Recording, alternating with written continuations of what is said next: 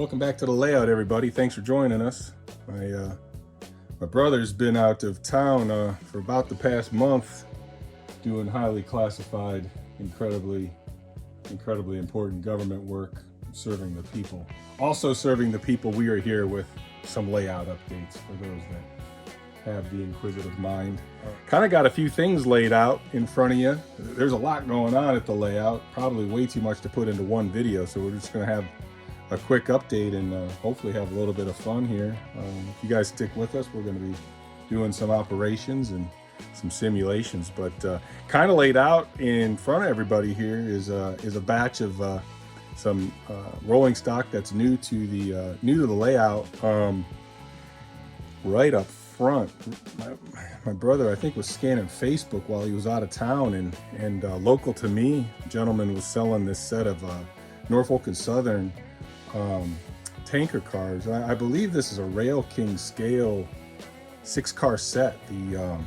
The one unit, the number 4322 unit right on the end, has an end of train device built right into it. So I looked this up on MTH's site, and it was a Railking scale set.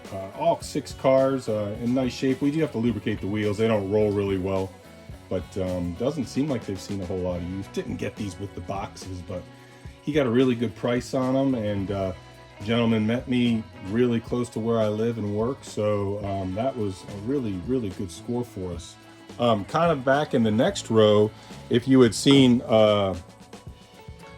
my weathering videos, I got one of these Southern Pacific. These are K-line aluminum 4-bay hoppers, covered hoppers, and I got one of those for Christmas from my brother, and I liked it so much. Our local train store up here outside of Cleveland, Uncle Ray's Trains in Sheffield Lake, had actually had 3 of these with different road numbers. So still had 2 more, so I went ahead and bought the other 2. Weathered them lightly. I did do a quick video on them. I didn't want them to look too beat up. Really love the way these things perform. They roll. Really nice cars overall. Everything about them is really just awesome. I like the durability of the aluminum cars. They're a little nicer than the plastic or ABS cars. Down at the other end, I had some Lionel. These are just covered hoppers. These are covered hoppers from the late 90s that I bought new old stock. Got a really good price on those. I think between the 3 of those cars, I didn't spend but $35 for all 3 of them. And when I get the cars that cheap, I really like to go ahead and weather those ones up pretty hard. Those road names are obviously all fallen flags, so if we did see one of those on the rails and they hadn't been patched out and painted over by one of the leasing companies, they'd look pretty rotten in this day and age. So that's kind of how I got them. I got them weathered up pretty good and got graffiti on the New York Central unit just to give a little bit of a little bit different look.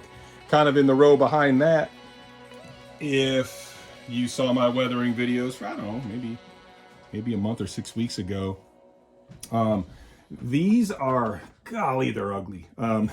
But they were so dirt cheap I couldn't pass on buying them. Right now I've got 4 of them done. These are the MTH year 2000 convention cars. I bought 8 of them, and I think for all 8 cars I don't have but maybe $110 invested in them. So when I see prices that good, it makes it really hard for me to pass. So bought them all. I patched them all out. I patched out the MTH logos and the convention logos, and I just put some Lake Erie Midwestern leasing callouts on them, and all the cars are basically, car number 2090, 2012, 34 down there, etc. Got 4 more to do, and then I'll have a whole car of 8. I will actually end up putting an end of train device on one of those at the very end. So whenever I run it as a local unit train, we'll just have the flashing UT.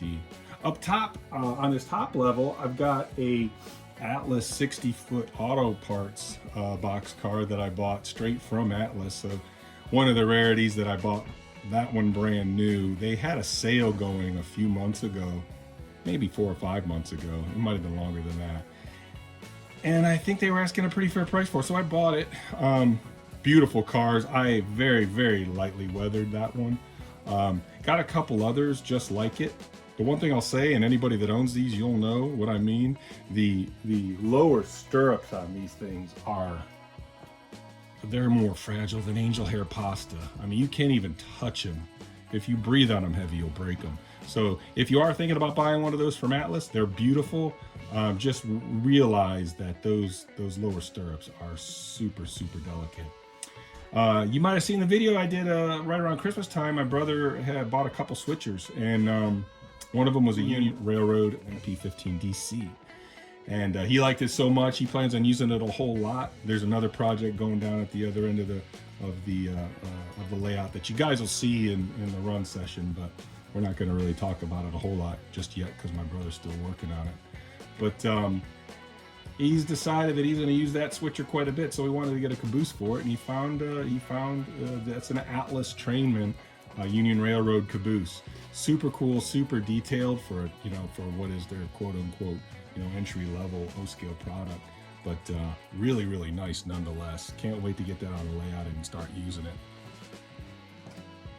So another new feature that's going to be getting added to the layout, this is something my brother scratch built. I think he did a great job, and I think once we get it mounted into the layout, it's going to look great. It's I think it's a couple fuel or propane or petroleum tanks. I don't know if they were Lionel, but everything else he pretty much made from hand. He bought some ladders and made some railings. He had just I think sprues from some other modeling parts, and he put some different components on the end to make it look like some valving and whatnot. This end of our layout is going to be a kind of an industrial section, so he painted it up, kind of weathered it up to make it look like it's been out in the sun, kind of seeing a hard time. I think there's some additional detail on the other side of this guy. I could be wrong. I don't want to. Yeah, he put a couple little bushes down there, but he's got a lot of cool stuff. He's just, there's no prototype that it was modeled after. He just grabbed stuff. We try not to throw a whole lot of stuff away. So he's just got, I think those are parking meters actually up there that he's got some sort of sight glass feature built. So kind of walk up and check on things.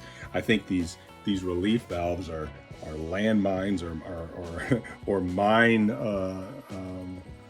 mine guns or something like that, or RPGs from military models. So really thought he did a great job on that. He really enjoys building stuff from scratch. So that's also something new that's going to get added to the layout here shortly.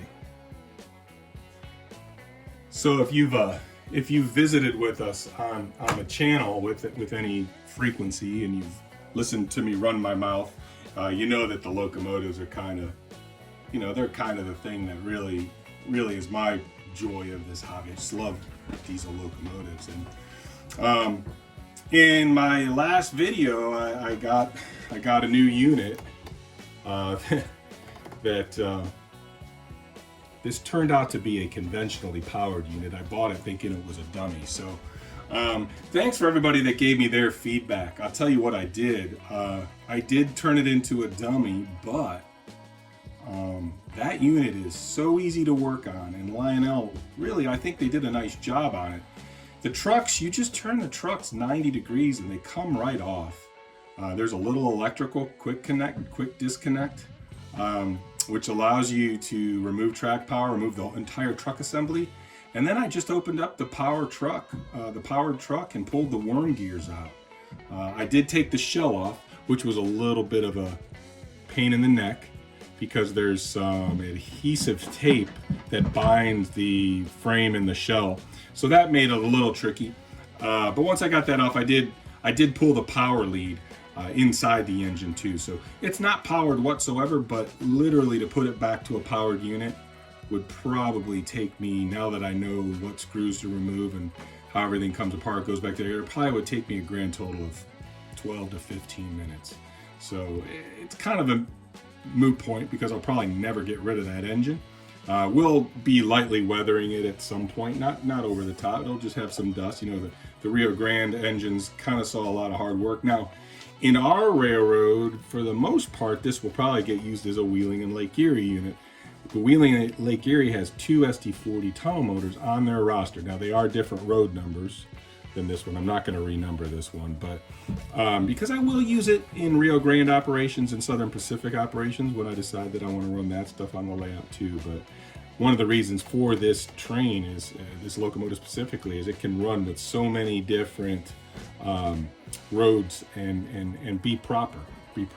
So today we're going to be running Wheeling and Lake Erie on the layout, and what I've done is I've got this awesome MTH Protoson 2 SD50. We're just going to pretend that this is the other tunnel motor that the Wheeling and Lake Erie owns that is still in Rio Grande livery, and we're going to be running that with a MTH Protoson 3 GP35. Now this one, super cool, low nose model. It was a custom run from Patrick's Trains in West Virginia that my brother pre-ordered. And I guess we've had that now with the layout for a few months. Hasn't seen a whole lot of use, so we're going to get a little use in on it today, run it in consist with these other 2 big 6-axle diesels, and have a little bit of Wheeling and Lake Erie action going. Now, not to be outdone, down here on the other end, we've got, I don't know, something that I think is a little bit unique. Now, this represents the entirety of our Wheeling and Lake Erie powered collection, or motive power collection, except these are 2 Atlas, these are TMCC Atlas Master GP35 high noses, and this is my brother's number 100. I also have this engine, so we have duplicates of this. So I don't have both of the number 100s on the layout, just one. Not sure, I kind of have my number 100 for sale if anybody is looking for something like this. It's a brand new, it's in like new condition. I wouldn't call it brand new because it was made several years ago. But I don't know, if it sells, awesome. If it doesn't sell, I'm kind of leaning towards renumbering it to number 108, because I think that would be a real easy renumber for me to do, to turn the number 100 into 108. But at the other end of this consist this is actually an MTH Protoson 2 era SD40-2. Now this is a dummy unit. This is an EMD leaser, but this specific road number, the Lake Erie the Wheeling Lake Erie actually owns this and uses it in revenue service. They must have bought it. I don't know if they bought it straight from EMD or whatnot, but they put some safety striping on it, and they're obviously their road marks. So I bought this as a dummy. It was a dummy, unlike my little snafu on the SD40T-2, and just did a little kind of cosmetics to it. We do have to mount the plow on the front and make a couple minor changes. I think the front of this locomotive, I'll put a picture up here so we can double check, but I think the front of this locomotive is actually white down below the pilot, and on this model it's blue. Probably the biggest thing I did, I added the reporting marks under the window over here, but this is actually an MTH Premier GP30 fuel tank. And I put this on instead of the stock SD40-2 tank because in real life, this guy has a much smaller capacity tank than the big full-size tank. So I don't know. I just thought, you know, it got it closer to being prototypically correct, and I thought that was kind of cool. This guy over here I bought from an estate, and the previous owner lightly weathered it, which I think looks great. I like to weather my stuff, so I think this fits in really nicely. The cool thing about these GP35s is, as of now, we've got 3 Atlas Master GP35s. You know, like I said, got a duplicate on the 100. But the MTH GP35 is a low nose, low hood, number 109. And all of those ride on old Alco trucks, which I think is really cool that, you know, both Atlas and MTH got the trucks right on all these. But really love all these things. I think they look fantastic. But hey man, enough of me talking. Why don't we have a little bit of fun, run some trains, get a little look around the layout. Not a whole lot has changed in terms of scenery, like I said, because my brother's been gone. But when we're working on the layout, I like to always have a train running in the background. So let's get the trains going, and I'll get to work on making some changes to the layout.